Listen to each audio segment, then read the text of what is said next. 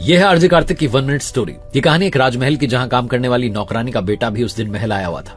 उसे महल में खेलते खेलते एक हीरा मिला। जाकर के उसने अपनी मां को दिया और कहा कि मां देखो, मुझे हीरा मिला है। मां ने चालाकी दिखाते हुए कहा कि बेटा नहीं, ये हीरा नहीं, ये कांच का टुकड़ा है। और ऐसा बोलते हुए उस हीरे को सड़क पर बाहर फेंक दिया। मां को डर था कि कहीं बच्चा जाकर के महल में सबको ना बता दे, हमें हीरा लौटाना पड़ जाएगा। मां चुपके से बाहर गई, जाकर के उस हीरे को उठा लिया और शाम के समय जब वो घर लौटे तो बाजार में गई और जाकर के सुनार की दुकान में उसे बेचने का प्रयास किया। सुनार ने जब वो हीरा देखा तो उसके मन में लालच आ गया। उसने कहा, अरे नहीं बहन जी, ये हीरा नहीं, ये तो कांच का टुकड़ा है। ये बोल करके उसने भी सड़क पर फेंक दिया। नौकरानी उदास होकर के घर चली गई और अपनी किस्मत को कोसने लगी कि मेरी किस्मत में था ही नहीं कुछ अच्छा होना। सुनार जो था वो दौड़ा भागा अपने जौहरी दोस्त के पास गया कि जाकर के हीरा बेच देता हूं। जाकर के उसने जौहरी से कहा अपने दोस्त से कि देखो भाई क्या लाया हूं, कितना बेशकीमती हीरा है।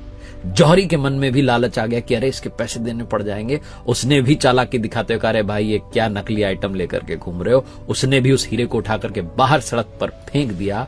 और अब की बार जब तीसरी बार हीरे को फेंका गया, हीरा बिखर गया, टूट गया। पास ही में एक व्यक्ति खड़ा हुआ था। उसने हीरे से पूछा कि भाई ये क्या हुआ, पहले 2 बार फेंका तब तुम नहीं टूटे, लेकिन तीसरी बार में तुम टूट कर बिखर गए, ऐसा क्यों?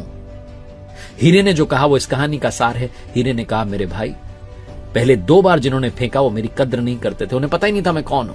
पहली महिला जो थी उसे तो पता ही नहीं था कि मैं कौन हूं। दूसरा वाला जो था उसे मेरी असली पहचान पता नहीं थी। लेकिन तीसरा जिसने अभी अभी फेंका है वो तो मेरा अपना है, वो मेरा जौहरी है। वो तो मेरी कद्र जानता है, मेरी वैल्यू जानता है, मेरी ताकत, मेरी क्षमता जानता है। अपने भी जब कद्र नहीं करते ना तो इंसान बिखर जाता है, टूट जाता है। हीरे ने वही बोला जो हम इंसानों के साथ होता है। जब हमारे अपने हमारी वैल्यू नहीं करते तो हम अंदर तक बिखर जाते हैं। छोटी सी कहानी बस ये सिखाती है, अगर आप किसी को आगे ना बढ़ा पाए तो उसे पीछे मत खींचिएगा और अपनों की हमेशा कद्र कीजिए, उनका विश्वास बढ़ाते चलिए।